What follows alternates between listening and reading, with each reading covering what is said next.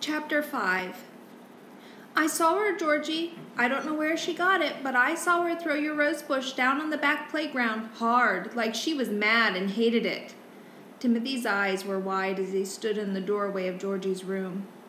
Georgie froze beside his bed, where he was trying with trembling hands to dress himself before the gong rang for breakfast. He stared back at Timothy, his eyes as wide as his friend's and much more frightened. She came up to Sister Dolores in the foyer, and I heard her say she wanted to see Sister Mary Angela right away. And she wasn't kidding. She meant right away. He frowned, puzzled and plainly worried for Georgie. Why do you suppose she'd want to be throwing your bush around? He asked. I planted it in her garden last night, Georgie said wretchedly. He hurried past Timothy, pulling his shirt half over his shoulders as he ran down toward the door. Timothy, watching him, clasped one hand to his head partly in mock, partly in real horror. Georgie found his forlorn bush lying on the playground, and he gathered it to him as he had when the policeman rescued it from the janitor's trash barrels. The boys were all at breakfast by that time, and no one saw how tenderly he lifted his bush, holding it close to him. In less than 2 minutes, he was back at the garden fence, carrying the bush in his good arm, his thin face white with the sickness inside him and the anger.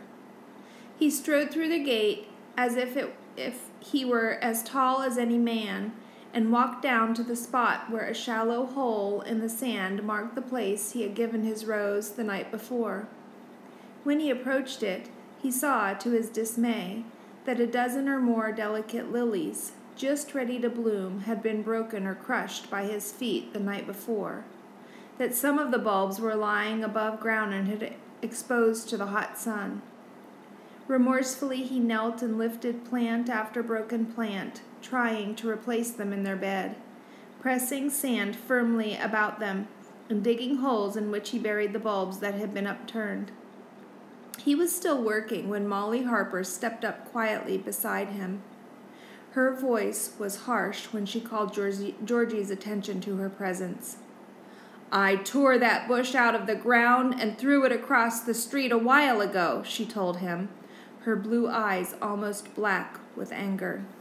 My husband planted calla lily bulbs for me here as a surprise, because he knew I especially loved them. Every spring since then, she broke off, and her voice grew more bitter than ever. You ruined a dozen or more of them last night. You disobeyed both Sister and my father, and came over here and ruined my lilies. Georgie was on his feet facing her, his bush close in his arms. It was dark. I didn't mean to hurt them. Well, you did hurt them. And you came over here when you knew perfectly well that you had no right to be here. She threw her braids back over her shoulders, and Georgie thought they looked like yellow whips growing out of her head. She took a step nearer to him. Understand this, Georgie, once and for all. If I ever find that bush here again, I'll pull it up and throw it in the incinerator. Believe me, I mean that. Now get out of here this minute, and don't ever let me see either you or your bush in this garden again. At her words, Georgie gave the shrill cry that had never failed to arouse Steve's rage. He glared at Molly like a furious little animal. If you ever do it, I'll set fire to your house. I'll kill you dead. I'll do the meanest things to you that ever happened. His voice choked with dry sobs that shook his body. He took a step toward her, his brown hands clenched tightly, his face intense and desperate. Then, without warning, he crumpled and fell at her feet, repeating something over and over. She had to lean down to hear his words. They were, have to plant it here, have to plant it here. The left side of his shirt had been hung loosely over the cast on his arm. As he rolled from one side to the other, it fell off, and Molly Harper had her first glimpse of an evil she hadn't guessed was there. It was a purple and red mass of swollen flesh, welts and knots imposed one upon another, some of them beginning to heal, some oozing the yellowish liquid of infection. She stared in disbelief for several seconds. Then she leaned down and touched the mutilated flesh. "How did this happen, Georgie? Why were you hurt like this?" she asked hoarsely. He sat up quickly and pushed her from him. "Don't you look at my back. Nobody can see my back except people in the hospital. Don't you ever dare look at my back again," he said, his sobs replaced by a harsh coldness. She stood looking down at him, her face now as white as his. "I'm not going to join the club of brutes, Georgie. Stay here with your bush. I have to find Sister Mary Angela." He hadn't understood her words.